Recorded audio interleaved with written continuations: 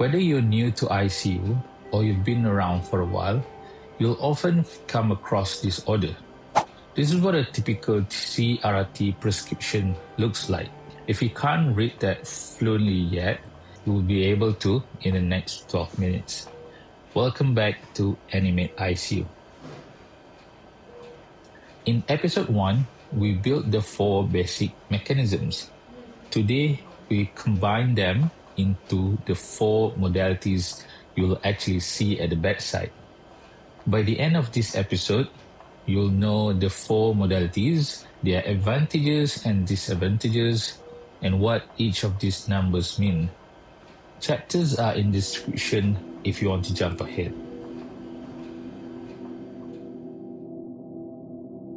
We are going to start with the simplest, slow continuous ultrafiltration, or SCUF. This is much like squeezing a lemon through a sieve. Blood goes through the filter. The difference in hydrostatic pressure generated by the main rotor pump and the effluent pump drives water across the membrane. That's it. No dialysis, no replacement fluid. The main mechanism running is ultrafiltration. SCUF primarily removes volume and almost nothing else. Of course, there is some degree of convection, but it is pretty much negligible. You use it for a patient who's fluid overloaded but doesn't have a solute problem. Classic example is the decompensated heart failure that won't respond to diuretics. Okay, so what happens if the patient has issues with solute clearance as well? Classic example is anuric renal failure patient. Not only do we need excess fluid to be removed, we also need removal of urea and other waste products. We've established in the previous episode that convection does happen alongside ultrafiltration, but we need a tremendous amount of fluid removal for a meaningful convection or solvent drag to happen.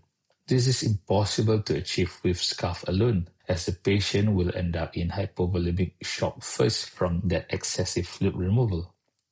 Theoretically speaking, you can just run an additional fluid bolus infusion to the patient while running a SCUF. Or you can use CVVHF.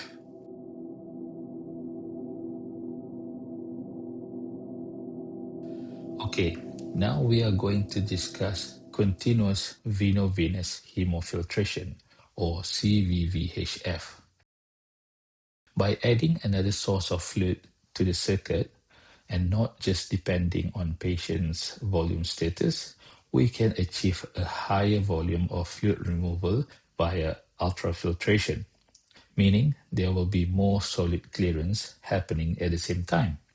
This other source of fluid is called, you guessed it, the replacement fluid. It physiologically resembles normal plasma fluid. You can run it either before the filter or after the filter or both at the same time. Both arrangements have their own advantages and disadvantages. With the pre-filter setup, it helps lower the hematocrit inside the filter, thus reducing the risk of clotting and extending the filter life. But as you can imagine, it will significantly dilute the circuit and reduce the efficiency of waste clearance. With the post-filter setup, because the mixing only happens after the filter, it maximizes waste clearance efficiency. However, as you can imagine, the blood will eventually become hemoconcentrated as it reaches the end of filter. This will increase the risk of filter clotting, loss of blood in the circuit, and interruption of the therapy altogether. Most institutions, therefore, opt for a combined approach, delivering replacement fluid both pre and post-filter to harness the benefit of each while mitigating their respective drawbacks. Now that we added replacement fluid to the circuit, can we say this is the perfect arrangement? Not quite. The molecular size of a solute plays an important role in how readily it crosses the membrane. And here's the counterintuitive part. Larger molecules are actually dragged across more easily than the smaller ones. If you look at this diagram, you'll see that as molecules get smaller, they favor diffusion over convection. This creates at least two problems when it comes to clearing smaller molecules like potassium and urea. First, convection alone requires an enormous volume of replacement fluid to clear them effectively. Higher volumes of replacement fluid mean more frequent bag changes, adding yet another task to an already stretched nursing workload. Second is the overall cost. There is far more efficient and a cheaper way to eliminate small molecules using diffusion as the main mechanism.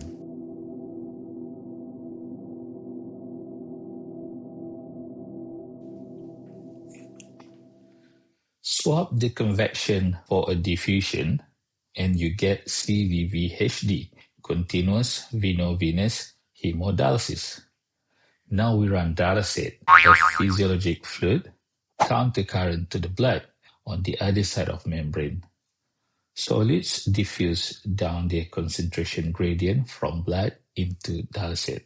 CVVHD is excellent for small molecules such as urea, potassium, and creatinine, but it has limitations in clearing larger molecules.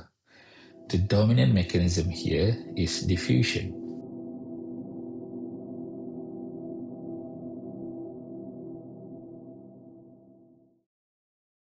Now combine them all. The result? Boom! Continuous venovenous Haemodiafiltration, CVVHDF, the most versatile modality in the CRRT arsenal. CVVHDF runs dialysate and replacement fluid simultaneously.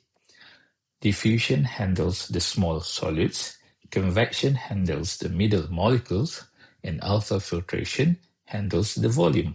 This is why CVVHDF is the workhorse modality in most adult ICUs. It's flexible, it covers the full molecular weight range, and you can dial each component independently. Most CRRT orders you'll see in real life are CVVHDF.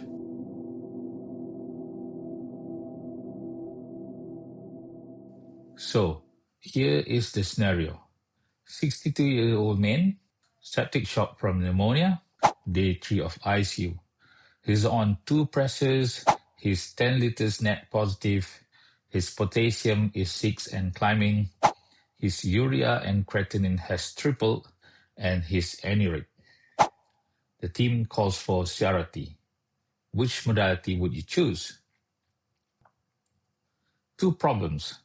Problem 1, solutes. Potassium needs to come down, urea needs to come down. That argues for diffusion-based clearance. Problem 2, volume. 10 liters positive in a septic patient. We need to remove this volume. That argues for ultrafiltration. And because he's septic, there's a reasonable case for convective clearance of the inflammatory mediators, though the evidence on outcome is mixed. But nonetheless, the pragmatic answer is CVVHDF. It does all 3 jobs at once, and you can tune the dialysate and replacement rates to your priorities. And that's a wrap on this episode. Hopefully, you now have a bit more understanding of this prescription chart and what all those numbers mean. Blood flow rate, 200 ml per minute. Dialysate, 850 ml per hour, which drives diffusive clearance.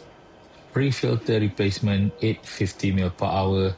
And post-filter replacement, 850 ml per hour, which drives convective clearance. And net ultrafiltration, 220 ml per hour, which the volume removed beyond replacement. Quick heads up though, this was just a broad overview, and we'll have a full dedicated episode diving deep into CRRT prescription down the track. But next up, we crack open the actual circuit and walk through every component, every pressure alarm, every line. See you then.